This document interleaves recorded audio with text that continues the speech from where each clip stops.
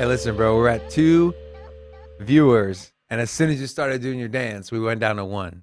So, whoever's in here, thank you for putting up with Robin.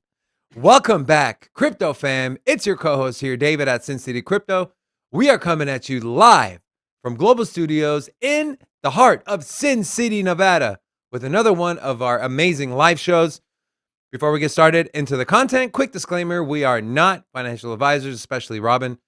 Do not take anything we say as financial advice. Do your own research. With that being said, let me introduce you to the hostess with the leastest, your least favorite, ugly Robin Wassa. Hola. It's your boy, Big Rob, back in the house. Welcome to Sin City Crypto. If it's your first time checking us out, we are an entertainment-focused cryptocurrency channel. We take the old, boring, stale information, we package it up in a fun and sexy way, just like ya boy here. Now, do want to give a quick shout out to Global Media. They help us broadcast us out, not just to YouTube, but other channels as well. And then here at Sin City Crypto, we don't only do live streams, we also have deep dives.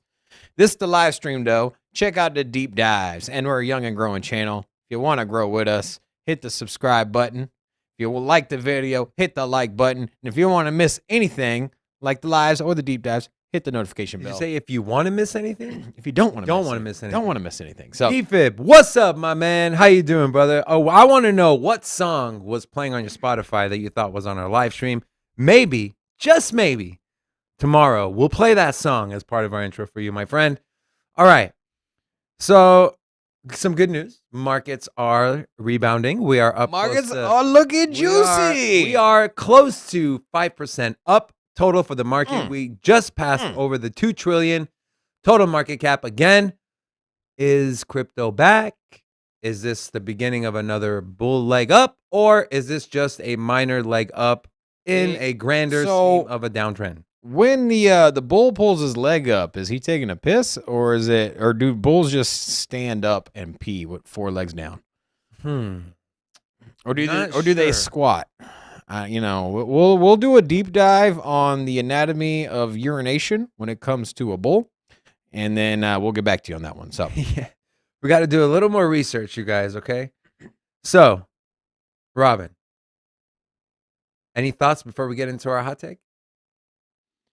Not really. I mean, the markets are reversing.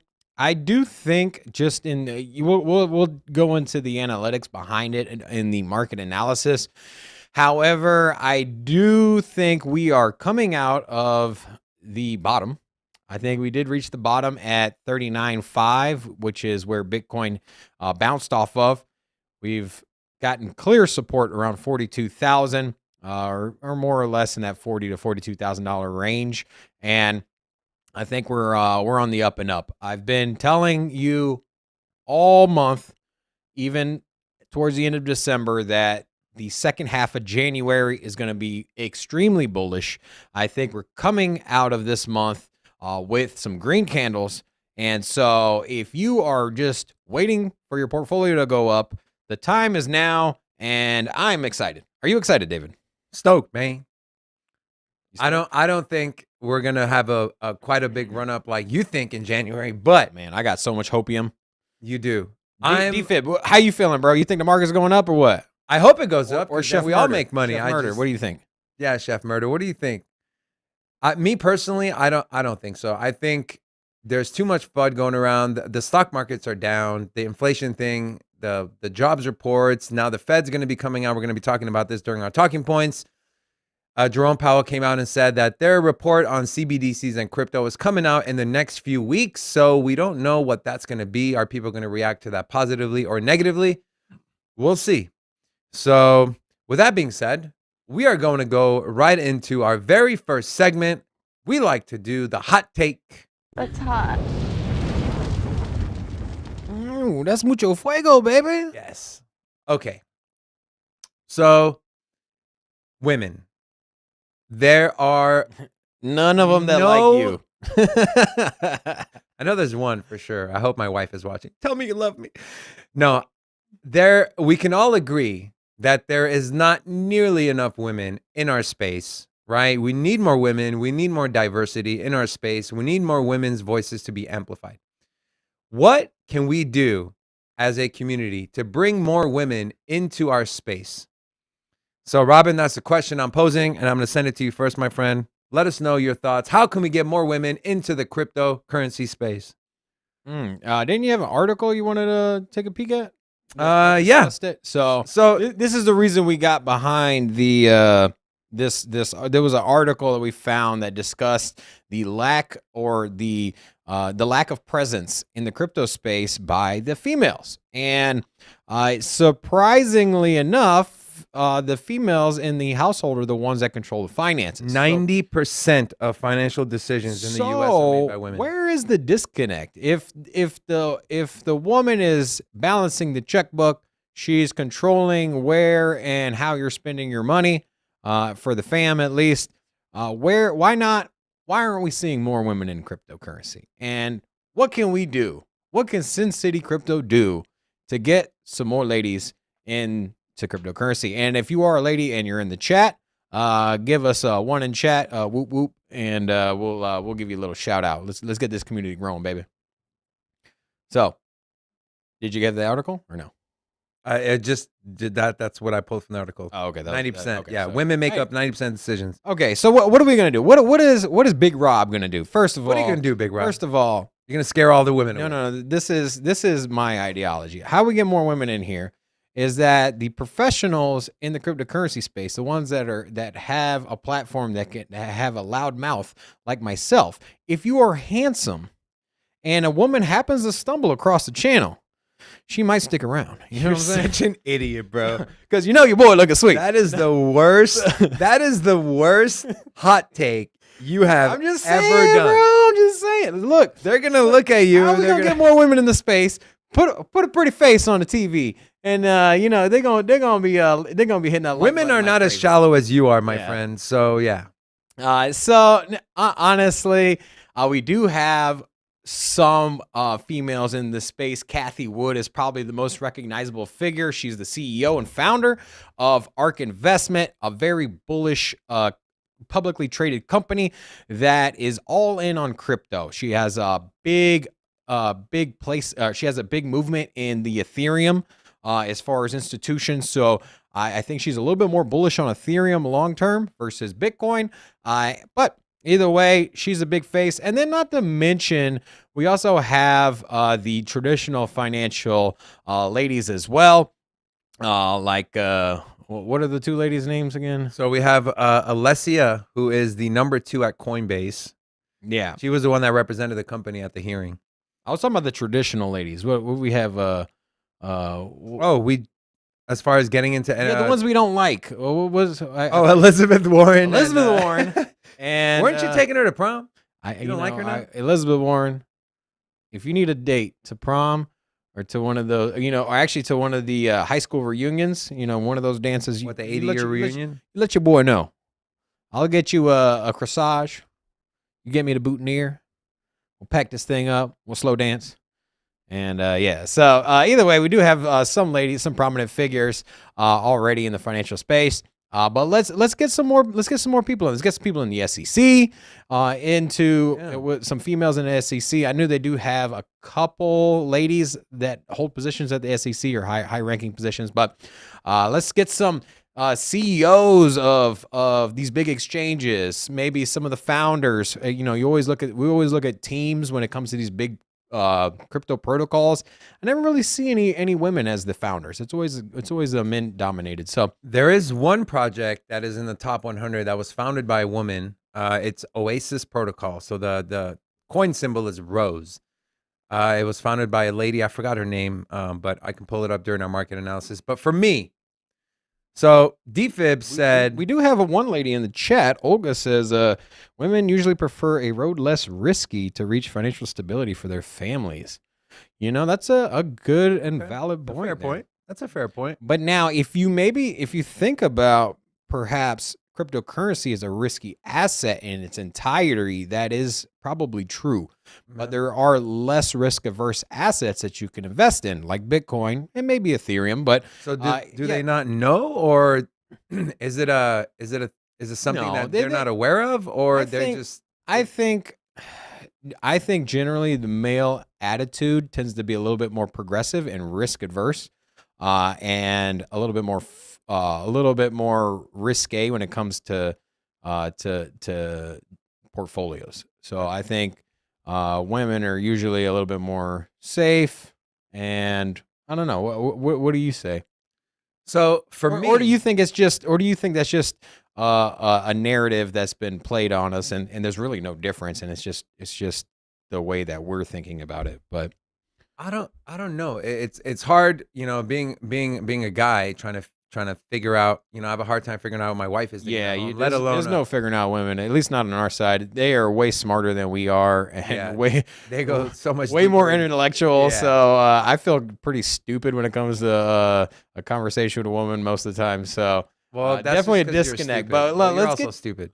Yeah, that is That's true. is actually probably accurate there. But yeah, let's get some more women in the space. I think some more diversity is needed. It is, it's obviously a male dominated. We look at our analytics here, and most of our viewers, I think not over 90% are males. So I'd love to see that flop, or to switch. I'd like to see 90% females up in the chat. That'd be cool. So here's my take on the hot take. So I think for more women to get into our space, we need to see more women-focused brands and companies, example like Sephora or Victoria's Secret. Imagine if they start integrating cryptocurrency and blockchain, right? At least it'll pique the interest of women who do shop there, who do spend their money at these stores, and maybe they'll just be like, hey, this might be worth something to look into. Let me go visit Sin City Crypto. Let me like their video. Like the video, my friends. We have 6 people in the chat. We have 4 likes on the video. 5 likes. 5 likes. Unacceptable. Who has not liked the video? Shame on you.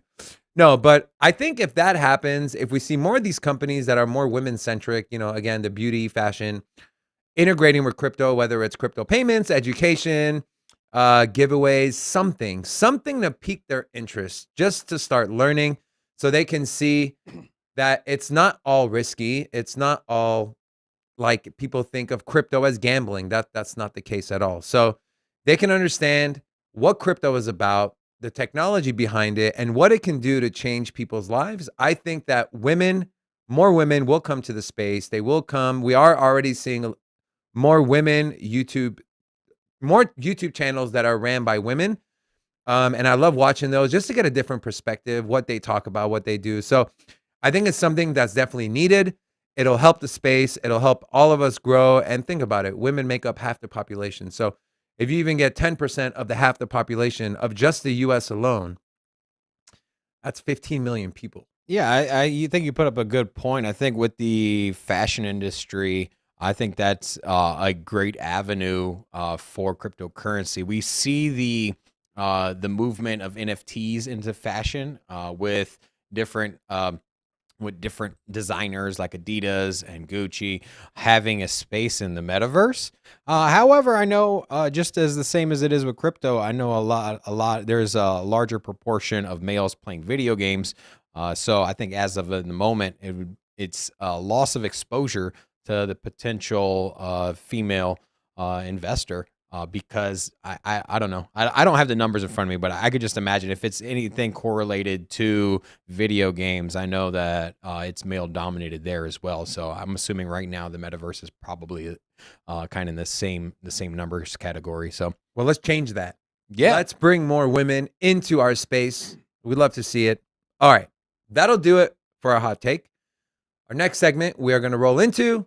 We gather all the hottest articles of the day and we turn it into our talking points. So let's get right into it.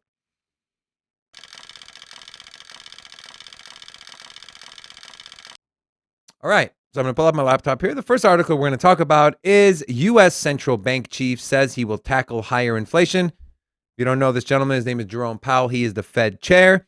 Federal Reserve Chairman Jerome Powell will reiterate his pledge to prevent entrenched inflation in a testimony released before the Senate nomination hearing on Tuesday. Some fast facts here.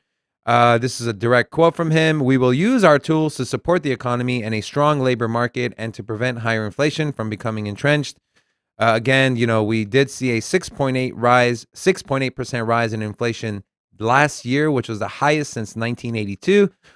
And if you don't already know, he just got elected to a second 4-year term as a Federal Reserve, and talks about since the COVID-19 outbreak, investors have turned to Bitcoin as a hedge against inflation. But now they're saying that hedge against inflation is what is causing the market to go down.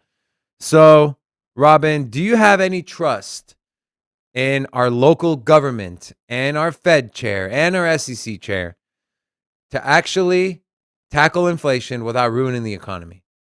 Right? Because one way to tackle inflation is to raise interest rates. But what happens when you raise interest rates? People stop spending money. And therefore, yes, the inflation goes down, but then you're ruining the economy. Do you trust Federal Chair Powell to make this situation better? What are your thoughts? I think he's put the U.S. government and I think he's put our policies in a place that we can't easily get out of. So he and the people in the in those positions of power that set the monetary policy here in the United States, they have through all of these money printing, the government buying of bonds, quantitative easing, all of these different factors have contributed to the inflation. So that's what they did a year and a half ago is why we're here. So now they're trying to roll this back. However, it's easier said than done. We are going to have an increase in interest rates, which negatively affect risk assets and cryptocurrency. And that's where we've seen the sell-off on some of the tech stocks, because a lot of these tech stocks that sold off on Wall Street a couple weeks ago, those are more risk assets. They have a lot of investment in projects that aren't actually launched yet. So there's no product or cash on hand. It's more speculative. So just like we have in cryptocurrency, there's companies like that in traditional finance. So in Wall Street, those have sold off. People are exiting those positions, the riskier assets, and they do look at, and the traditional investor does look at cryptocurrency as a risk on asset. So I don't know. I don't know what they're gonna do. I mean, they're gonna increase the interest rates, and it's gonna negatively affect the market. When we had the .com bubble back in the early 2000s, or I think it was 98, late or early 2000s, in that little window, what crashed the market then was the interest rate hike. So I think we're gonna have the same situation again. I think it's going to tank the market, and I think it's going to take cryptocurrency with it. However, I don't think we're going to go into this prolonged bear market. So even though the interest rates are going to go up, when they do go up, there's going to be a pullback in cryptocurrency. But Daddy will bail us out. But who's Daddy? Dada? Who's Dada? Michael Saylor, baby. Come on. Say Joe Biden. No, hell no. Not Joe Biden. Joe Biden can't even talk. Yeah. No, I think here's the beauty of it. I agree with Robin. I think as the interest rates go up, it'll take the crypto markets and the stock markets down. But Daddy's in our corner. MicroStrategy, Michael Saylor. Anytime there's a dip in Bitcoin, he always buys. You can count on him to do the same moving forward. So, but as far as trusting our feds and the Fed chair and everyone else, but my thing and is, Gary Gensler, what are they going to do? That's my question. Like, other than printing money, interest, yeah. Let's keep printing money. So here's what's going to happen. All right, here's my take. Here's what I think they're going to do. I think they're going to raise interest rates, and then they're going to pump more money into the economy in forms of stimulus payments. They're going to increase the child tax credit to where you can keep getting that $500, $600, $700, $800 a month for your kids. So that way, even though they raise interest rate and naturally people will start spending less, the idea is if they have more money, extra money coming in from stimulus checks, everything I just mentioned, that people will in turn spend the money, which will offset that and balance it out. But I don't think it's going to happen. You saw what happened the last time stimulus checks went out. People went ham on Bitcoin. people FOMO'd in on crypto. You got a $2,000 stimulus check, and like 1,500 of it went into crypto. Well, So also, a lot of people have taken time off of work, or a lot of people have quit their jobs or not returning to their jobs because they're getting that money. So yeah, so if you keep doing that, the labor numbers are going to look like shit. yeah, I think we're in a different situation. I think people are just riding out this this time off thing because there's a lot of unemployment, or there's a lot of jobs to be filled, and there's a lot of able workers, and so people just don't want it. Yeah, well, I think people are really picking and choosing where, when, and where they're going to go back to work. I love that. You know why? Because that creates competition with these jobs and with these employers. So you want to attract top quality talent. You're not going to just get away with 401k and health insurance, but you got to pay like 80% of it. And I got a question. If you were offered another job at a another YouTube channel, would you paying more money? Would you take that there, David? Would you leave Sin City Crypto for so I'm gonna for more pay? I'm gonna tell you As another analyst somewhere else. I'm gonna tell you what I tell my wife. I don't answer. You love me? Ask questions. You love me? Is that what you're gonna say? I love you too, Robin. But I don't answer stupid questions. Nah, since we didn't start this YouTube channel for money. We started it because of our passion for crypto, and we want to get the word out and educate people. There's no malice or any bad intentions behind the content we give you guys. We're not shilling you coins or bags we have. We're not just picking up. We've had numerous people offer us money. The only thing we're gonna hype up is Las Vegas, baby, because this is the greatest city on earth right here. So we're gonna always shill Las Vegas till the day we die, baby. Yeah. So the answer is no. So staying on U.S. government, we have a video clip for you guys. Gary Gensler, our favorite. Okay. So this guy is, you thought Robin's ugly.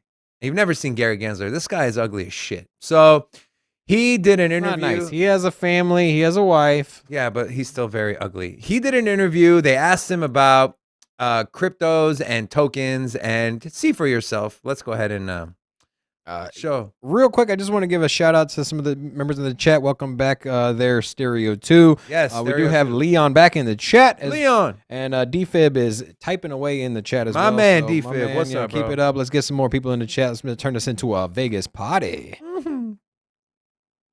How do you feel about the increase in crowdfunding that's happening online, increasingly with various cryptocurrencies and coins? I'm thinking of the Constitution DOA project that happened earlier this year to raise money to effectively bid on the Constitution. That group ultimately lost, and those investors in it ultimately lost at least some money. Well, Andrew, you don't understand why I won't maybe comment on any one project, but you raise an interesting point. Crypto tokens, I will call them, are raising money from the public. And are they sharing with the public the same sets of disclosures that helps the public decide? And are they complying with our sort of truth in advertising? Call it the Securities Act anti-fraud provisions. And so there's thousands of these projects. You named one, but there are thousands of these projects basically trying to raise money from the public so that they can back an entrepreneurial idea. Well, that part's all right. That, in fact, is called innovation. But it's about bringing it into the securities laws. And unfortunately, way too many of these are trying to say, well, we're not a security. We're just something else. And I think that the facts and circumstances suggest they're investment contracts, they're securities, and they should register. We have. So I'm watching the video and I'm watching the chat, and D-Fib says he downgraded from a 4-head to the 3-head. Man, he is an ugly ass guy. So he kind of looks like the Planters Peanut guy. He looks like. Oh man, we should make an NFT out of this guy. So I know Robin. When we were going through this, Robin was pretty animated when we watched this together. So before I send it over to him, just real quick, it's not fucking DOA. It's a DAO. It's DAO. You dumbass. These are the fucking morons that are going on air and talking about our space and they don't know how to say DAO. It's not DOA. It's not DOA. It's DAO. Okay, Robin. I know you got some heat to bring. So let's Go ahead, talk about DOA, dead on arrival. That's what this broadcaster brought in. Death here. of auto First of tune. all, if you're going to interview the chairman of the SEC, and you're going to ask him a question about cryptocurrency, and you're going to preference a very small project that was around for 2 weeks that had an evaluation of $10 million, when the market cap of cryptocurrency is over $2 trillion, with the top 90 projects in cryptocurrency all being valued over $1 billion, you're going to bring up your one question about crypto. You're going to bring up a $10 million project that was raising money to put in a bid on the Constitution, which, if you don't know, it got rug pulled. It was kind of a shady deal anyways. It just popped up anyways. If there's anything, like, there's tons of shady companies, penny stocks that you can invest in the traditional way. So I don't understand why, as the interviewee, as the gentleman that's asking the questions here, why he has a question on such a small project that's so irrelevant. You have an opportunity. If we have an opportunity to interview Gary Gensler, maybe we should stop making fun of him, so that way, if he Hell watches the no. show, we can Hell get him on no. here on his interview. No, Because I will never have stop some making legit- fun of I have him. some legit questions to ask. Like, I would like to know, if you are demanding that these companies conform with the securities laws and go in, as you say, and register as a security. If you're a DeFi platform, how do you do that? How does Bitcoin go into the SEC and register as a security? Satoshi, duh. No, but what I'm saying is, like, even Satoshi doesn't have control of it. But that's what I'm saying. Like, nobody essentially has control of Bitcoin. And that's It's the just problem, a protocol. because they're in love with control, and when they can't control something and they don't have fucking power over it, this is what they do. This is what they it's a do. joke. But then he references on there that okay, so he says, Are they basically complying with they're- advertising? they're- That's what he they're- said. He says on here, he's like, hey, you're raising money from the public, and if for a business idea, and you need to register as a security. That's basically what he just said. And here's the thing: you don't have to do that. There are thousands of companies here in America, probably hundreds of thousands of companies here in America that are not publicly traded, and they also raise money through investment in crowd the same way that cryptocurrency does. If I want to start a business and I want to go out and pitch my idea to some venture capitalist company and they want to give me money, I don't need to register as a security. It's just part of business. It's part of the free market that we have here in America, in a way that you can grow your business. Now, if you want to offer stock and do that, and then yeah, you have to follow the regulations there. However, cryptocurrency is not a stock, and there are some parallels, there are some comparisons that you can put one next to the other. So I get it. That's why they're trying to say they need to regulate it, but it's not the same thing. And I don't know, man. I think there needs to be some clear-cut lines. Some lines need to be drawn, and they need to say, okay, if you do this, you need to regulate. You need to come in and register as a security. But if you don't, if you're a DeFi program and your protocol is just running on its own, and the decisions are made by a voting council that's staking their coins, then so be it. But I don't know. I don't understand.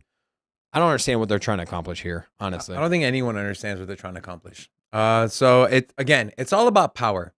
When they don't have power over something, they freak out, and this is what they do. So this is not news to me. This is not something I'm shocked by. It's just funny that the people who are asking these questions and answering these questions have no fucking idea. That's the problem.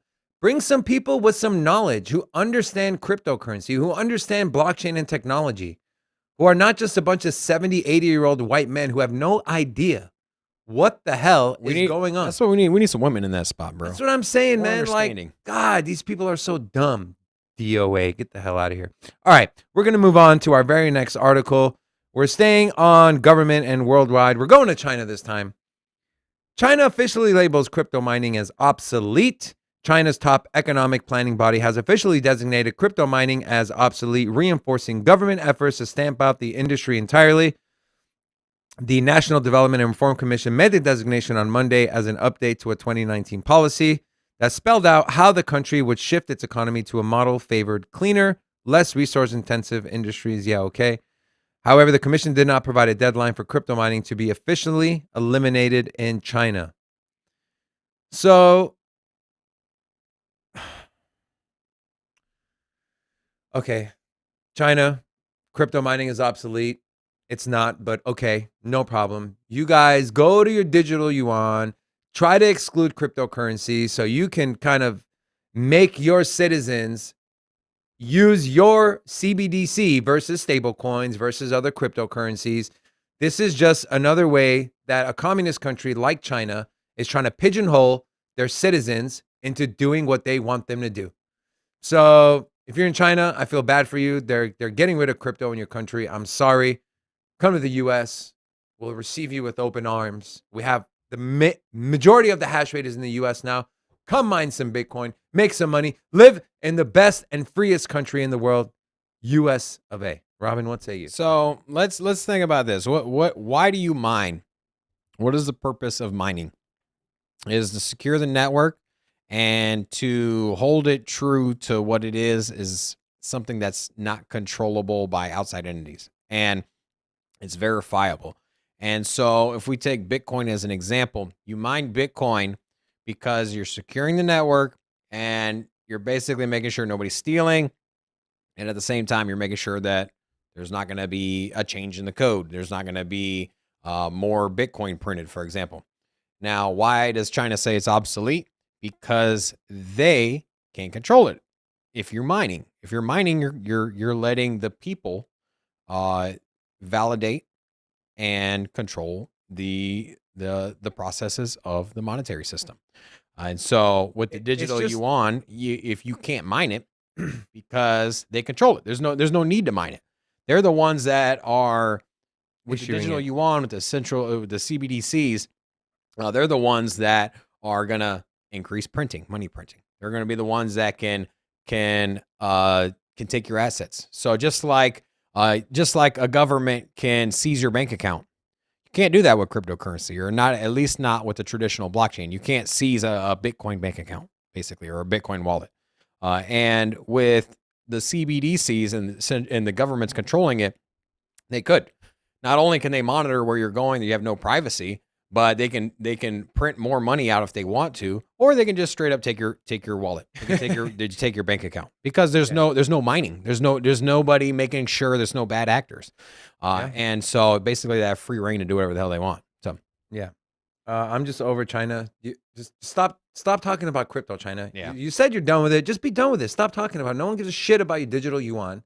No one cares that you're like, we're over your FUD. We're done with it. Let's move on. Next article, we're going to stay worldwide. We're going to Iran. Iran to allow crypto payments for international trade. Iran is reportedly looking to unlock opportunities for importers and exporters to use crypto in international deals. The Central Bank of Iran, also known as the CBI, and the Ministry of Trade have reached an agreement to link the CBI's payment platform to a trade system, allowing businesses to settle payments using crypto. And here is a direct quote from the Iranian government. All economic actors can use these cryptocurrencies. The trader takes the ruble, the rupee, the dollar, or the euro, which he or she can use to obtain cryptocurrencies like Bitcoin, which is a form of credit, and can pass it on to the seller or importer. Since the cryptocurrency market is done on credit, our economic actors can easily use it and use it widely. Now, in case you didn't know, China is ranked 23rd, or sorry, not China. Iran is ranked, China, get away, China. Iran is ranked number 23 in the world as far as purchasing power for their economy. So, Iran has all these sanctions on them, right? Do you think this is kind of a way for them to navigate around these economic sanctions? Because there are things that say that anyone who is doing business with Iran using the dollar can get fines or can get excluded from future U.S. trades and blah, blah, blah, blah, blah. Do you think they're using cryptocurrency to position themselves to not be affected by future and current sanctions of people that try to do business with their economy, Robin? I think that I didn't think of that situation. I just looked at this as like bullish news, as a step forward into other countries using cryptocurrency to transact with international trade. I think that's super bullish. But you bring up a good point.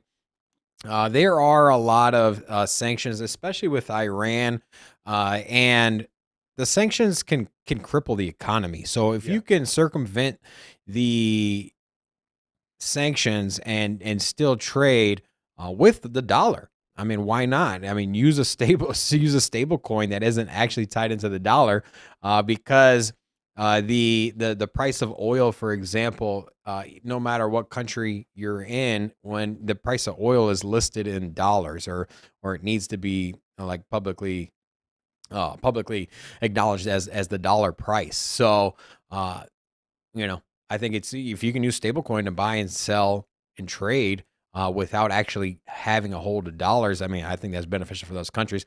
Not beneficial for us, though. I mean, as far as our economy. So I could see the U.S. Having a hissy fit about this. We want to control everything and have our hands in every deal around the world, especially when it comes to oil. And we've had a big presence in the Middle East with our government controlling oil prices, for example. And Iran's got a huge position in oil, if you didn't already know that. So I think, once again, to circle back on that, I think it's a huge movement for cryptocurrency. It makes cross-border payments so much simpler, faster, cheaper. It's just basically more efficient. And just like companies back in the early 2000s started going green, some of it was for the publicity, hey, we're going to go green. But in actuality, if you stood to save money, to lower your balance sheet, to make more profit by going solar, or by adopting these green policies, it only made sense. It's, if it costs you more money to go green, you're probably not going to do it. I mean, there are going to be some people that do, but if you are incentivized with tax breaks, with cheaper power or electric bills, or you get some kind of kickbacks from going green, then it only makes sense to do that. And the same can be said when it comes to cryptocurrency with international payments. And we all know, if you have loved ones that live outside of the U.S., the difficulties it is and how much taxation comes with sending cross-border payments. And the same can be said when it comes from one country to another. There's all kinds of big players that are facilitating the trades, that are pocketing 1% or 2% or whatever it is in the long term. So why have that? We have a monetary system in place called cryptocurrency, the blockchain, Bitcoin, Lightning Network, XRP, XLM. You have all of these things that you can use to transact money across the borders. So why not? If it's faster, cheaper, and more efficient, that's the direction we're going. Iran's on board, and I think they're going to be one of many to do this. So, but I think you made a great point about the dollar. I think as more countries decide to accept cryptocurrency, they might favor that versus the dollar. And then what happens? The dollar will lose its world reserve currency. And what will happen when the dollar gets devalued? More and more people will look for alternate currencies as store of value and for purchasing power. And here you have a space that's only $2 trillion. It's minute compared to the scale of what it can be. And I think it naturally will draw more and more people into the crypto space. So I heard you preface that the dollar may not be the world reserve currency. I actually agree with you, and I wonder what your opinion is on this. Do you think another national currency will take the dollar's place? No. Like perhaps the yen in China, the digital yuan. No. not digital yuan, but just the yen. The yen is Japan. Is it Japan? Yeah. China's yuan. Whoever, it doesn't matter what country it is, but. Or do you think, like I believe, that Bitcoin will become the world reserve currency? I don't think Bitcoin can, because of its limited supply. Like there's only so much you can. But it's divisible down to like 8 zeros. So Yeah. I mean, one guess. Satoshi. So I mean, you can Yeah. you can use it for the smallest form of payment. I think just cryptos in general, or even stable coins, will be the reserve currency in the next 25 years. That's just my personal The opinion. stable coin will be the reserve currency. Stable coin, or just let's just But let's the just say stable, crypto but as a a stable coin is broad going to be general. tied to a national currency. That's generally how it goes. So I Yeah. don't know. I think the direction is that we're going to move into Bitcoin being. I think we're going to start looking at things around the world as the price of Bitcoin. I think you're going to say, hey, you know, the price of a barrel of oil is going to be 0.005 Bitcoin. And I think the price of a car, in Japan is going to be 0.001 Bitcoin or whatever it But is. do you think the Bitcoin network has the foundation to support that level? I mean, it's getting built out now. It's not ready for it at the moment. But innovation and technology. I mean, if you look at El Salvador, they're using the Lightning Network and they haven't had any issues with it. The only issues they've had is that's with one their, country though. yeah, and Imagine that's an entire country that's Imagine transacting the whole with Bitcoin. world. But it's still so new. The Lightning Network has just rolled out. I think it started like 3 years ago, but it hasn't really gotten use or utility until recently. So it's very bullish to see how much progress has been made in the Lightning Network and just using Bitcoin. I mean, everybody always said, "Oh, Bitcoin, you're never going to buy a cup of coffee with that." However, if you go to El Salvador, you can buy a cup of coffee with Bitcoin, and the transaction is settled almost instantly. It's only a couple of seconds. You can go to McDonald's and buy breakfast with Bitcoin. So the technology is here, and I think if we look forward to 10, 15 years, I don't see why the technology wouldn't evolve even more so to the point to where everybody can transact with Bitcoin. I do think that Bitcoin is still a better store of value than it is a monetary system. I think there is going to be a leader in that space. I think it's going to be one of the layer ones, maybe Ethereum or Cardano. Who knows? Maybe even Binance Smart Chain. But I think those will be the payment rails going forward. But at the moment, Bitcoin is king, and Bitcoin's working with the Lightning Network. So, yeah, national currency, baby. All right, let's go. I don't. Maybe there is a currency, a cryptocurrency, that is not here yet, but that will be the reserve currency. The next article we're talking about is Algorand. So I'm going to pull up my laptop. Direct fiat on-ramps come to Algorand via Alchemy Pay. Algorand, the layer one blockchain for decentralized and traditional finance. If you don't know what Algorand is, we did do a deep dive. So go to our homepage, check out the deep dive on Algorand. It's our best performing video yet. Has added direct fiat payment channels into their network thanks to a new integration with Alchemy Pay. If you don't know what Alchemy Pay is, it is a payment solutions provider that connects fiat and crypto economies. And its global merchant network now supports Algo token for payments in 65 countries. 65 countries. So this is only an example of what is to come and how early we are. I mean, you have one of the top 20 blockchains just now integrating fiat. I mean, why did it take so long? It hasn't taken that long, bro. I'm just saying, like, this just goes to show you how early, if you have money invested in crypto right now, if you were to go buy crypto right now, you are early. Don't look at prices. We're going to look back 10 years from now at these prices and these news articles, and we're like, holy shit. We were literally at the ground level of this revolutionary market that is going to take over the entire world and change people's lives. So that's my take on it. Algorand is mainly a blockchain used for businesses and enterprises. It's extremely scalable. They have set to solve the blockchain trilemma. So if you're an Algo fan, drop a like the video and drop a like emoji, and we will recognize you because we are also Algorand fans. Robin, what say you? I'm really bullish on Algorand. One of my favorite projects. I don't know why they haven't had as much traction as Avalanche or as like Cardano. They have Silvio Mercalli, which is the founder there.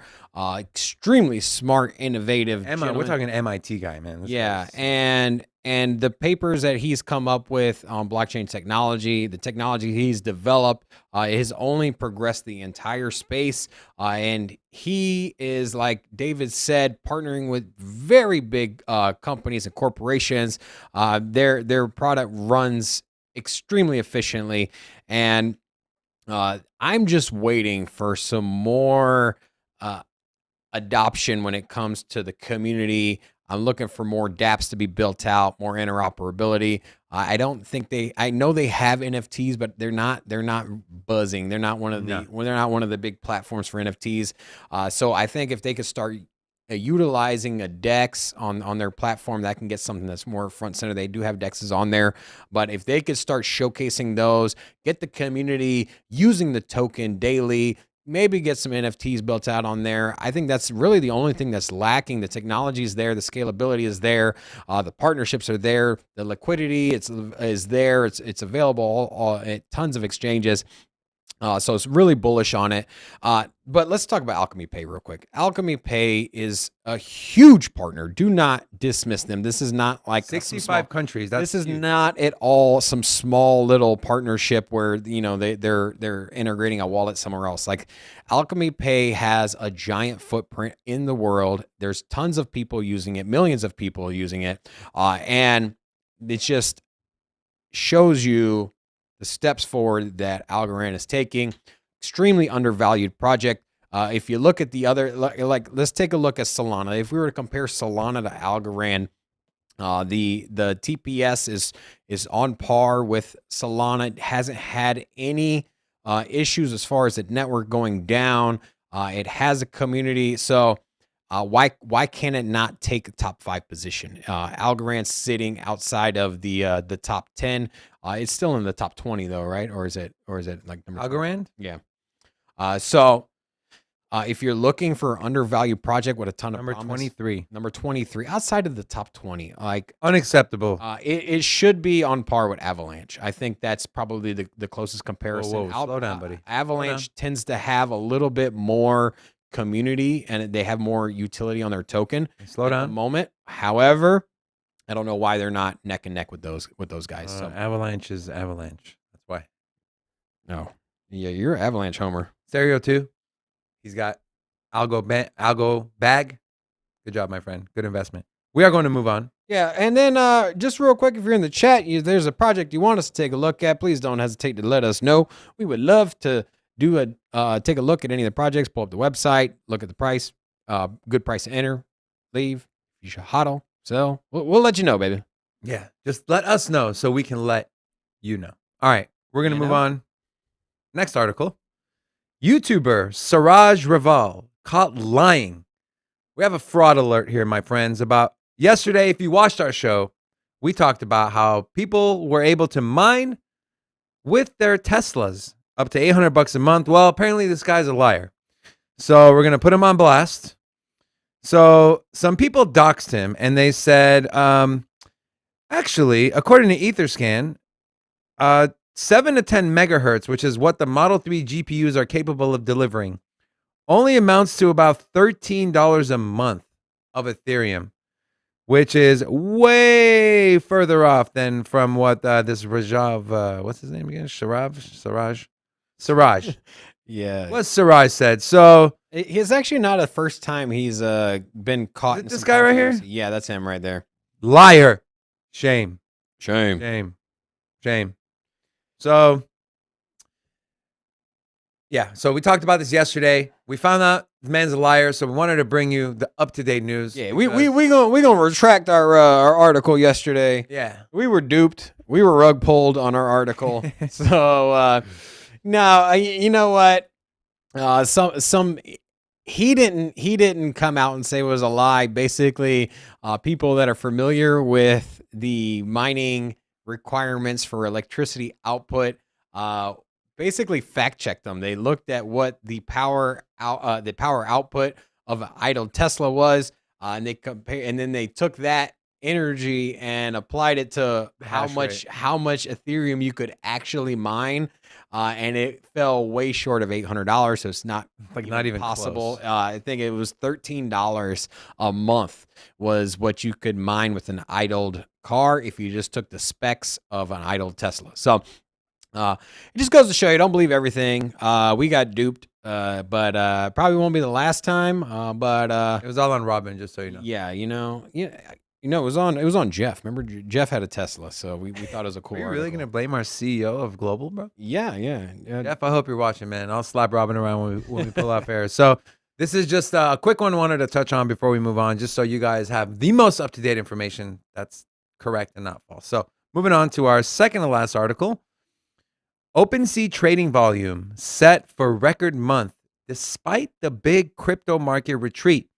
The top NFT marketplace in the world is set to break its own record for trading volume as it is on pace to have exceeded $6 billion by the end of this month. $6 billion by the end of this month. They have already done $2.1 billion in 10 or 11 days. The highest month on record was in August, which was $3.5 billion. And we are literally almost there, just 10 days into the new month. So this is why, if you had watched our show yesterday, I had talked to you about Ethereum being a great buy, especially under $3,000 for this exact reason.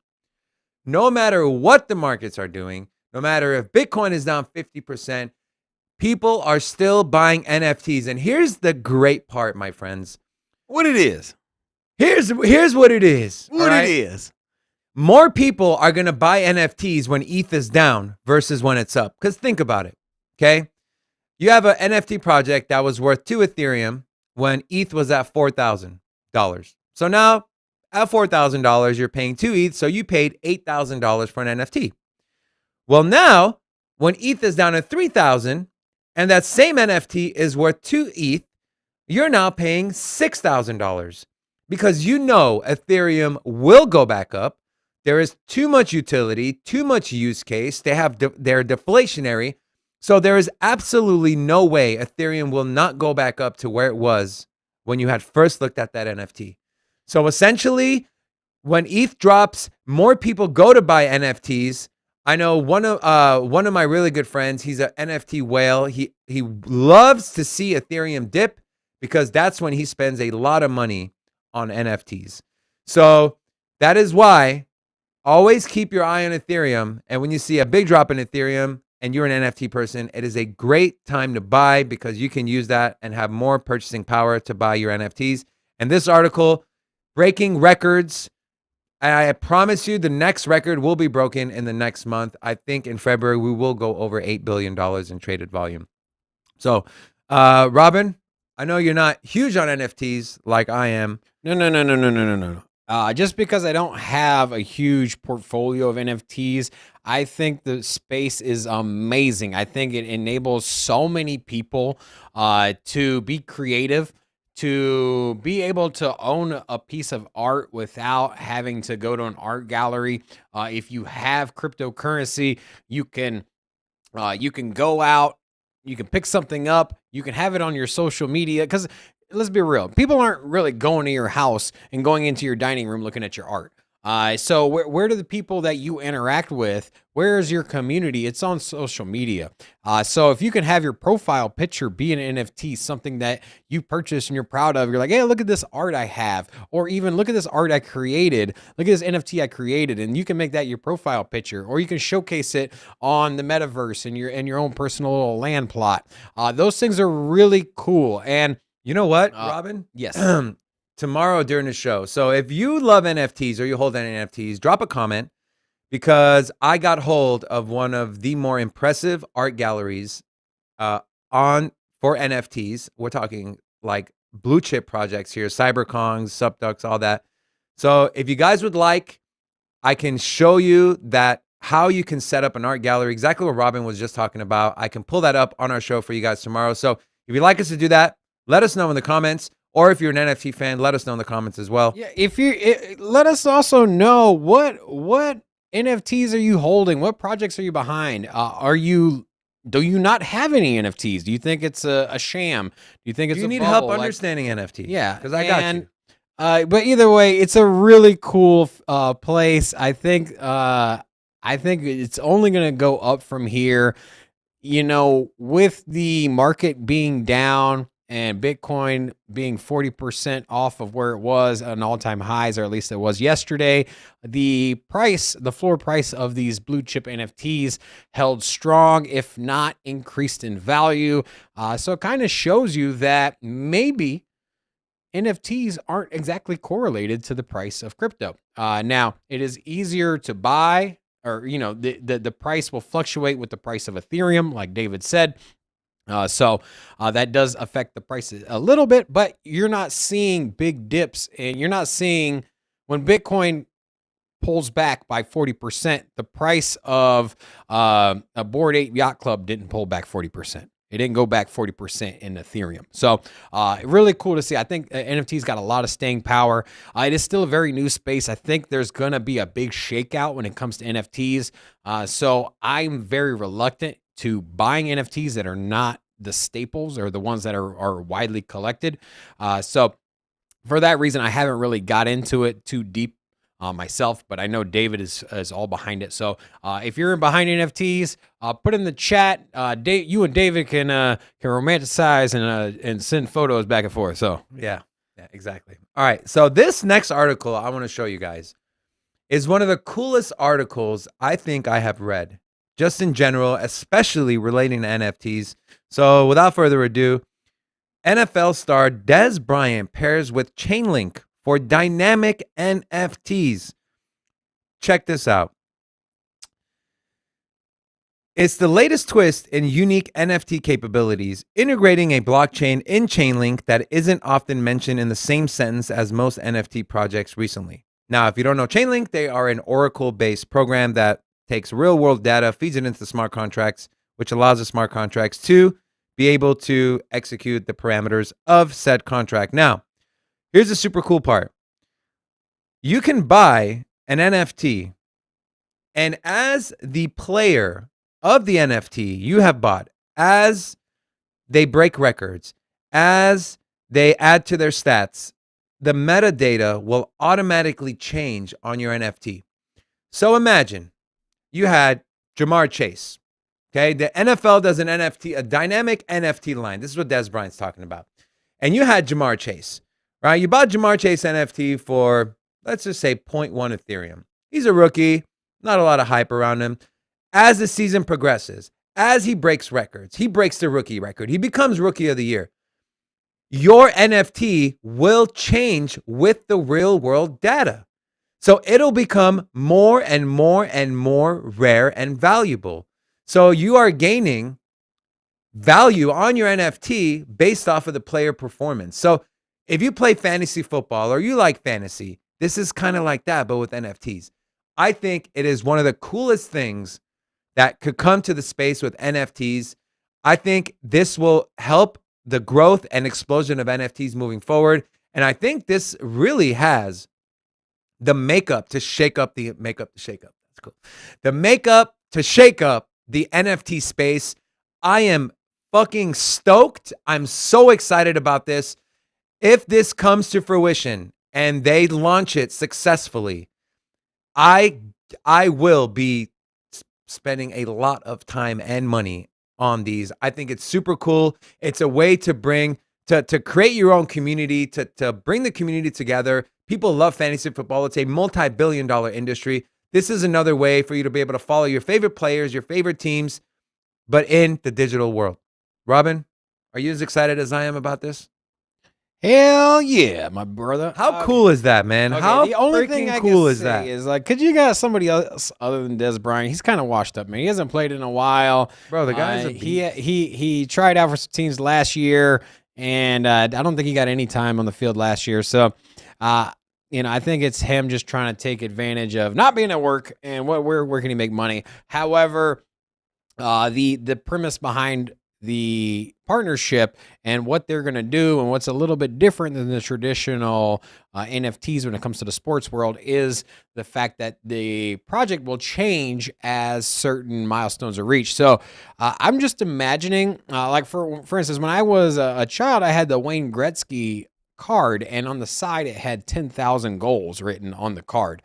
So on the side, it had like this gold foil, and on the side it said 10,000.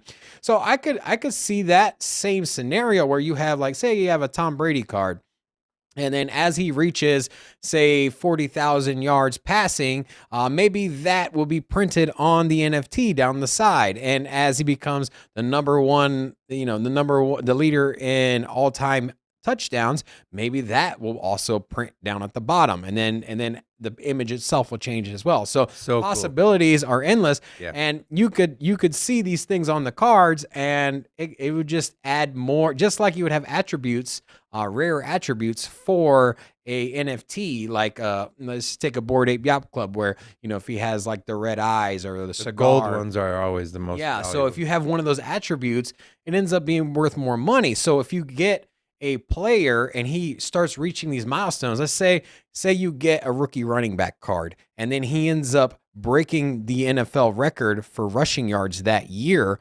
Maybe that NFL rookie card, when you first picked it up, was worth X amount of dollars, but then all of a sudden, when he broke the record and he has all these rare attributes added onto the NFT card, maybe it'll be worth 10 times what it is, or 100 times what it is, because of all these cool rare NFT metadata things. This is so, like, I can't tell you how exciting and cool this is. Super dupe. Like, super dupe.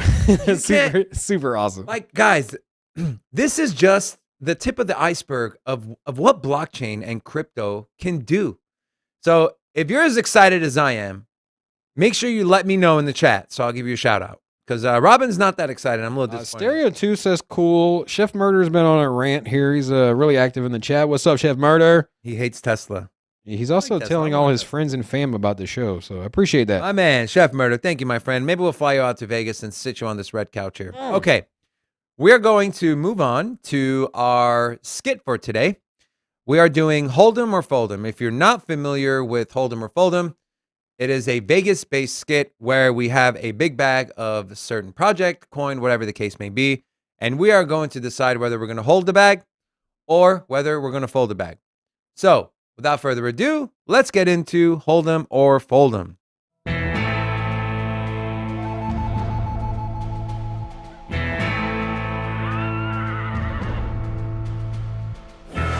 All right, so our first Hold'em or Fold'em. You got a big bag of Bitcoin futures contracts at 50K expiring on February 1st. You holding that sentiment, or are you folding that sentiment? I will go first. Okay. I'm folding. You're folding. Yeah. I don't think Bitcoin is going to get to 50K by the end of January. I think we are in I don't want to say a long-term downtrend, but at least a few month downtrend. And I think it'll last unless that Fed report comes out before February 1st and it's bullish, then I can possibly see a big run up to over 50K to where the longs will not get liquidated. But you can't be throwing no ifs in here, bro. You got to. yes, I can. No ifs. It's an evolving It's either hold them or fold them, and you okay. got to bake in the ifs into your analysis. I'm So folding. you're folding? I'm folding. I don't think Bitcoin will get to 50K, and I think that these futures contracts will expire and the longs will get wrecked. Robin, what say you? Bro, you are so wrong. Have you not listened to your co-host at all in the last 3 weeks? I try not Do you to. not respect It's hard, my though. intellectual advice? Do you not believe that I am a guru of prices? Yeah. Let me tell you, Okay. the end of January is going to be extremely bullish. I've been saying this since December. Been saying it all through these bearish You times. also said Bitcoin 75K Shut it! by Christmas. Shut it. So, 50K. You know what? If this thing would have said 55K, I would have still said hold 'em, bro. What if it said 75K? You know, you're getting out of control, okay? So listen, 50K by February, abso-freaking-lutely. I mean, let's be real. We're already moving up. We were down to 39,000 just 2 days ago, we're at 43,000. What's the price of Bitcoin right now at this moment? Take a look at it. David, look This at very moment. So we are $6,000 away. We just moved up 4,000 in 2 days. We're at 43. 43. We just moved up almost 4,000. Basically $4,000 in 2 days. And you're telling me, what's today's date? 11. You're telling me in 19 days we can't move up 20 days. $6,000. Get out of here, bro. You are delusional. days. I am the man of truth here. I'm going to give you You're the what man you- of truth. I'm going to give you what you need to hear. $50,000 Bitcoin by February. Absolutely. It's actually 20 days. I'm gonna go one step above that. I'm gonna say 55,000. Here we come. Pack your bags. Buy some Bitcoin. Your boy is all in. Let's do it. Okay, yeah. All right. Let's move on. You're such an idiot. All right. Our next Hold'em or Fold'em. You got a big bag of VGX, which you're not familiar with. It is the Voyager token. Voyager is a Canadian-based cryptocurrency centralized exchange. So I'll let you go first on this one, Robin. Are you holding or folding your big bag of Voyager token, VGX? VGX. You know what? I'm gonna hold this one as well. Not my favorite exchange. Okay. Actually, I don't use Voyager at all. You're still holding it? I have the Voyager account set up. I have used it in the past. However, I currently do not use it. It does have a very nice interface. Why are you holding the Voyager is a publicly traded exchange that's listed in Canada. So we love our Canadians here, by the way. And even though I'm not bullish on the exchange itself, you can't dispute its hold in the market. You can't dispute the power it has. You can't dispute how many people that I know that personally use the Voyager app. There are more people in my circle that use Voyager instead of KuCoin. And if you were to compare the two of those tokens, which I think the exchanges, I think KuCoin has more users and probably has more volume. However, Voyager can't be far Explain behind. yourself. Explain this chart, Robin. This is the Voyager all-time chart. Okay. What is this? I see some big run-ups. Uh-huh. I see some And then, like, we're literally... this is the token or the This exchange's is a volume, token. This is one of the ugliest charts I've ever seen. bro. It's What is this? it has everything. holding you need. this. Look at this. It It's literally had, like, I don't know how long. It had from 2018 bro. to 2021. I know you ain't pulling up. Flat. I know you ain't pulling up charts on me. Flat, bro, flat. Mid Flat. conversation here, Flat. bro. 2018 flat. Anyways, 3 years. if you It's look nothing. at the other exchanges, you're looking at where they're at on the market cap list. They are inside the top 100. Obviously, it is no crypto.com. It's outside no- top no- 100. No, I'm saying KuCoin is in the Oh, top okay. I thought you were 100. talking about VGX. Voyager coin is outside the top 100, which I think is a reason that it's a great hold. I think it's a great project if you're looking for upside. I think the token itself is undervalued, and I think it could easily catch up to KuCoin, which is probably about a 3 or 4x from What? there. And yeah, You think why it'll catch not? up to It's KuCoin? look at all the other tokens. Look at crypto.com. Look at FTX. Look at KuCoin. All of these tokens. Hobie has one. All these tokens are, Hobie, exactly. All of these tokens are inside the top 100. They're big players, and there's one little oddball sitting outside the top 100. There's a reason for that. And that's your Voyager token. So I could absolutely see it pumping and catching up with the other guys because it is a big platform. So All right. I'm folding this bullshit. Okay. If you've ever used Voyager or bought Voyager token, let us know in the comments. But I am folding because I have had the worst experience with Voyager. There's so many coins that you can't even withdraw or transfer. Their spreads are ridiculous. I remember one time I went to transfer StormX and they wanted half my coins for a fee. The only positive about Voyager is the interest rates they pay. You can get 12% on Polkadot, you can get 9% on USDC, you can get 4.75% on Bitcoin. That is literally the interface is pretty user friendly, but that's it. They have zero customer support. They have Their fees are stupid. The transactions and you not being able to transfer certain coins is dumb. And they're not even listed on CoinMarketCap or CoinGecko on the markets.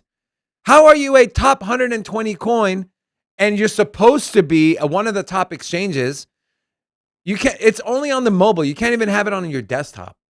Like it's so the coin and definitely the exchange. I'm folding. I don't believe in it one bit. Crypto.com is I'd the rather go to same. KuCoin. Crypto.com you can't use on a desktop either. You can only use it on your phone as well. So Yeah, Chef Murder agrees with me. He's a smart man. So we're folding. Roberto, get out of the chat. We're gonna move on to our very last hold'em or fold'em. You're holding or folding? Taking the flight upstairs to work instead of the elevator. I'll go first. Why the fuck would you take stairs when you're going into work? Yo, lazy ass. Okay, all right. Let me retract my statement. If you're sitting at an office job and you're just sitting in a desk, maybe you'll think about it. You were always if throwing you- these for ifs and example, maybes. What, like are you I holding or found- are you folding, bro? My background is the restaurant industry, and all we do is walk around for 8 hours, fucking straight. And hell no, I'm not taking stairs. I'm taking the elevator. And if the elevator's broke and I'm asking for a piggyback ride, I ain't walking up no stairs. So I'm folding. I'm taking the elevator. Robin, I know your dumbass is probably going to say, you got to be healthy and do cardio before work. Is that what you're going to say? Am I right? Yes, I'm right. That's what you're gonna say. You are absurdly lazy. Okay, first of all, I'm sure you're probably the guy that takes the elevator that waits for the elevator for 3 minutes for it to come down. He gets in it. It's freaking packed. He's like a sardine in that damn thing, and he probably goes up one floor.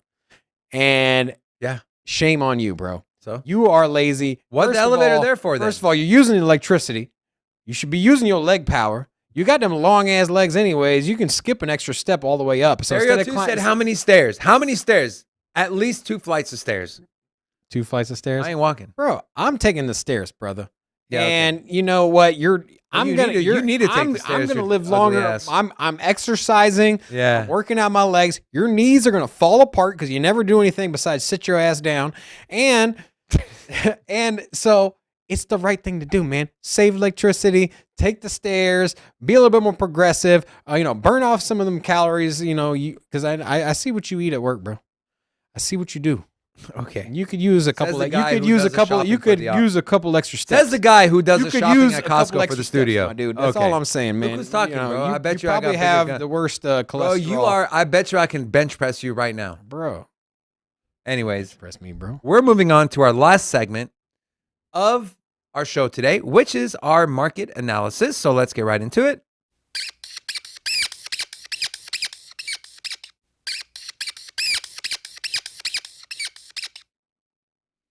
All right. So markets are up today. Let's pull up the laptop here, my friends, so we can show you. We are up over 5% total sitting at a $2.01 trillion overall market cap.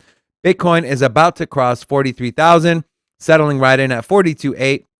You have Ethereum back up to 32.36. Hopefully, you guys picked up some Ethereum on the dip. Tether is the number 3 ranked cryptocurrency. Bullshit. People are holding their holding their money in Tether. Stable coins. Yeah, BNB. Everything is green though, man. Everything Look at is that. green. I Everything love on the it. left Look side. at that. All the way down until you get to Chainlink. I know, right? Solana. Okay, I want to talk to you guys a little bit about Solana. It pumped up to 142, but It was at 130. 36. Yeah. If you're a Solana holder, drop a comment in the chat. I am starting to lose faith in Solana. Binance.com and Binance.us is pausing new Solana transactions from time to time because of the network congestion. Solana is supposedly supposed to be able to handle 50,000 transactions per second, and they are in less than 10,000 transactions per second.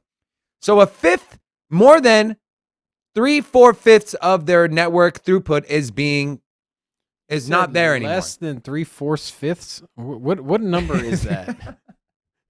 Did y'all catch that? 3/5 to 4/5. Did y'all catch? He said less than 3/4. You got me, bro. This is My bad. your market analysis by David A. Less than 3/5 or 4/5 of their throughput is down. So there's so much congestion happening. They're losing. Their network is literally being taken down because of DDoS attacks. Supposedly, so many people are using the Solana network that the biggest exchange in the entire world is stopping transactions for your fucking coin.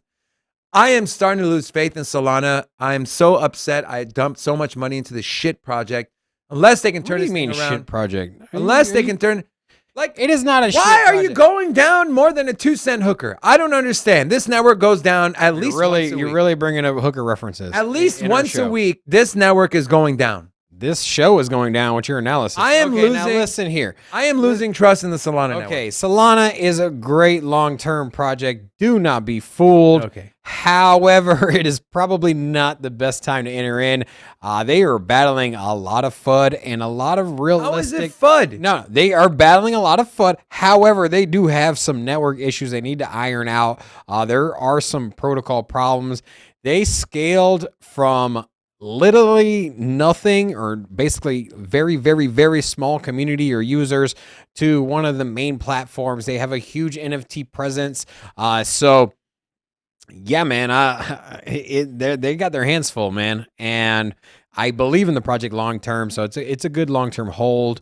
However, I don't see them coming out of this in the next couple months for sure. They need either something needs to drastically change. I think it will change. I think they will move forward. I think they're going to have a big stranglehold on the market. However, I don't see it happening anytime soon. The way I look at it is that there are a lot of other projects right now with tons of upside that don't have this lingering issues of the network going down or these DDoS attacks. So why take the gamble and go in on this project when, I mean, I would feel more comfortable going in with BNB. I think BNB is a great project. I think it's a little undervalued for where it is now. I think potentially I could see an $800 BNB. I don't know if I could see. Can you ever see BNB's price being half of Ethereum? Like in the market cap? Like 2,000, 2,500? The Yeah, dollar. I think it'll get to 2,000. I just think by the time it gets to 2,000, Ethereum will be a lot further ahead. 12,000. So yeah, it'll be past 4,000. So, I mean, I think it's never going to catch up to Ethereum. It's never going to flip Ethereum. So whatever gains you get out of BNB, it might make up some room. I think it might get a little bit more utility. Do not underestimate PancakeSwap. One of the largest DEXs. I think it's number 2 behind Ethereum. And BNB has a tremendous ecosystem when it comes to NFTs. So, it's not to be underestimated. But BNB, I think is a better hold in the near to short term. So basically within a year, I think you're going to get more upside out of BNB. And then you can also look at like Cardano. I think it's extremely undervalued and, just sitting above $1. It's like it's still under $1.20, right? Where's Cardano at? Cardano's at $1.19. Steal, bro. Steal. Agree. 100%. 100%. And You know what else is a steal? BNB is a steal at under $500. yeah. It got to $800 for Yeah, all-time it's an highs. absolute So steal. I There's think so that was many new back in projects May. launching on the Binance Smart Chain. You know what I'm worried about with Cardano, Robin? What's up? Is all the tokens that are launching on Cardano, they're not like ERC20 tokens, right? Where you have to buy Ethereum to be able to buy this token. They're essentially becoming native Cardano tokens. Yeah, they're native assets. Native So assets. A little different than. So how is that going to affect future price movement? Because you're not going to have to rush out there. The only thing I can see that's going to push the price of Cardano up is the liquidity providers, right? It's all about use case. So as more people use Cardano as the token for transactions. So when you're transacting with Cardano, when you're using Cardano to pay for the gas fee on a dApp, for example, or there's an NFT platform built on Cardano's blockchain, and you need to scoop up some Cardano to purchase the NFT. That's it, man. It's all about utility and use case, and That's it. And they're just a little bit behind the curve when it comes to market adoption as far as use case. They have the community. That's not the problem. It's just about the utility. It's about using it. And when Sunday Swap launches, ADAX is launched already, right? ADAX is live. So ADAX is launched, which is not highly regarded as Sunday Swap. Everyone's kind of waiting for that one. So they have the ERC20 bridge, which I know a lot of other tokens are doing that as well, or a lot of other layer ones are doing interoperability with Ethereum. However, Cardano's supposed to be a little bit more innovative, so some new technology about it. I don't know exactly off the top of my head how it works, but supposedly, if you have a project, just like you would build your project on Ethereum, you can easily port it over to Polygon. It's supposed to be just as simple to switch it over to Cardano. So I'm excited to see where that is. Under $1.20, it's a steal. People were scooping it up nonstop when it was at $1.50, $1.30, and that was right before the May big pump up. So I think it's a great undervalued project right now. All right, let's go back to the markets. We have, again, Cardano at $1.19. XRP 76 cents, up almost 6% on the day. Terra Luna inching back up to that $80 mark, up 8%. Polkadot. Talk about Polkadot a lot the last few episodes. Up 10%, up to $25.61. Now, Polkadot has always been in that $21 to $27 range. that will change. It seems like it'll never break out of that. it will break out of that, and it'll happen this year. Mark my words. Polkadot will have an explosion. It will at least 2.5, 3x in the next 12 months. Now, Moonbeam, which is the largest platform on Polkadot, officially launched, becoming the first parachain to do so. This is just the beginning. We talked about parachains being the very last step in their roadmap to massive adoption. And here you go, my friends. Moonbeam is officially launched. In my opinion, $25 is a great Will you entry pull point up for Polkadot. will you pull up the Moonbeam? Oh, and by the way, chat, if there is a project that you would like us to take a look at, just drop the project name in the chat. We'd be glad to pull up the charts, even the website, tell you if it's a good time to enter, exit, hodl, or sell, or just we'll give you our thoughts on the project in its entirety. Here's Moonbeam. What do you want to look at? I'm just wondering where I know it's look at the volume on that. 14 bucks. That's what chart is that? Is that the daily This is the daily chart. or today's chart? This is today's chart. Pull up Here you go. Here's your daily candles. No, I like TradingView better. So you talked about volume. We should do a deep dive on Moonbeam. $196 million in volume over the last 24 hours. We have a huge community, and not enough people know about Moonbeam. I don't even know about Moonbeam. And this thing is pumping. It's up 31% on the day. If you're not familiar with Moonbeam, they were one of the very first projects to win the parachain auction with Polkadot. They have a huge community behind them. It had a huge run up. I was looking at Moonbeam. I did not pull the trigger, so unfortunately for me, I didn't get exposure to the project, but definitely not too late. On Moonbeam? Yeah. I'm trying to pull up the, so TradingView doesn't have it. The TradingView app on CoinMarketCap wasn't pulling it up. So I'm just going to go back to the regular and we'll go look at the 3-month chart. Does anybody in the chat have Moonbeam? Look at this volume. Look at all this volume here. Wait, which one is This this? is Moonbeam. Look at this. Bam. This is just today from 8 in the morning. Price has kind of gone down. So people, you hear, buy the rumor, sell the news. That's what people did. Still, Is it a good Still up is it a good 31%. time to get into Moonbeam? Or do you think it's going to pull back? yeah, it'll pull back. This is hype. The price is pumping based on hype. That's today's chart, right? That's today's chart. If we look, no, this is a 3-month chart. This that's is the this 3-month is chart? just today's chart right here. Okay, we'll pull up the 3-month. Because I'm thinking about picking some up. It's literally the same chart Oh, is it glitched out? because it came out today. No, Moonbeam has been around for a minute, bro. Well, No. chart doesn't say so. So Thanks, CoinMarketCap, for nothing, bro. CoinMarketCap is literally the worst. Maybe we start using CoinGecko from now on. And then of course Polkadot does round out the top 10. Now, SHIB. Some news on SHIB. Welcome Sean to the chat. He said he was late. Shame on you, Sean. James.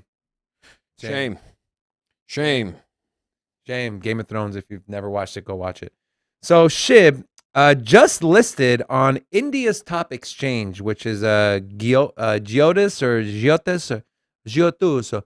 So more adoption coming to crypto. It seems like the Indian population, the Indian investors are very, very much into meme coins and community tokens. Floki Inu was one of the first ones launched on the largest Indian exchange. And here you have Shiba Inu doing the same. If you're a SHIB holder, if you're a SHIB fan, if you're part of the SHIB community, drop a hello. Robin's going to hate on you, but I will not, my friends. I will bring you in with open arms and I will love you. So again, guys, we are almost done here. So we got another about 3, 4, 5 minutes. If there's a coin you want us to look at, let us know. But if not, I'm going to pull up the Bitcoin daily chart and we're going to take a look at where we're at. We're going to zoom out a little bit here. Chef Murder says, can you look at the FTX token? FTX token. Yeah. What do you want to know about the FTX token? You want to know an entry point? You want to know an exit point? Let me know and I will look at it for you. But looking at the Bitcoin chart here, nice big green candle here, my friends. So you got the RSI on the bottom here that is slightly starting to look like we're on the up here. So we were in oversold territory. Anything under 30 on the RSI is considered oversold. We are currently breaking out. We are at 35.5. Nice big green candle, but still pretty volatile. You can see the Bollinger Bands are diverging. So once we see a convergence, that would be a good time to accumulate. I would kind of wait. I wouldn't consider this a good entry point on Bitcoin. You can never know. It might have a failed attempt at making its way to the 20-day moving average and then move back down towards a lower band. So, yeah. Did Chef Murder get back to about what he wants to... He said he wants to know if he should buy some. Okay, first of all, you need to do your own research. We are not going to tell you you should buy some. We're just going to let you know if it's a good time to enter or a good time to sell or whatever that is. But So he wants to know if there's a good entry point. yeah, is it a good entry point? All right, let's take a look. So... let's take a look, my friend. FT. You know what? Let's keep it. You know what? I don't know what the chart says, but I'm all in on FTX token. Why do I say that? Because the playoffs are here. I think we're going to get a lot of FTX commercials during the NFL playoffs, and they have already acquired some time for commercials on the Super Bowl. So I think in the next month and a half, we're going to get a lot of exposure with FTX, at least with the traditional television media.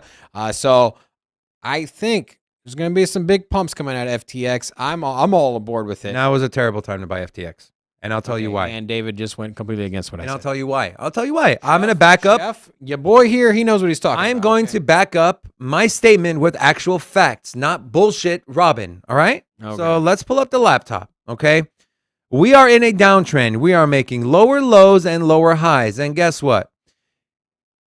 We might, if we make a higher high, if the price comes here and we're a higher high, then maybe yes. Now, you will miss out on a little bit of money, but you're looking at $39 to $44. It's only $5. It's not worth it. What I think might happen is we might try to test this resistance area and then we're going to drop back down. So never a good time to get in when we're right at the 20-day moving average. If we're towards the upper band, definitely not. If we were more towards the lower band, like if we saw this, if we're on this second green candle, I'd probably say might be a good entry point. But right now, in my opinion, it's not a good entry point just from a technical standpoint. But from a realistic standpoint, from somebody from a Robin, somebody that knows, just buy everything. somebody that knows the sentiment, somebody that knows the market, somebody that knows Tom Brady, who's all behind the commercials. Okay.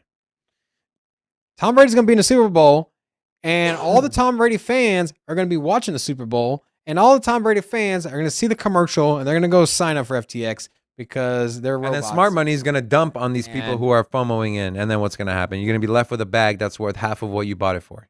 Mm-hmm. So, all right, my friends. So, with that being said, I think we will wrap up our show for today.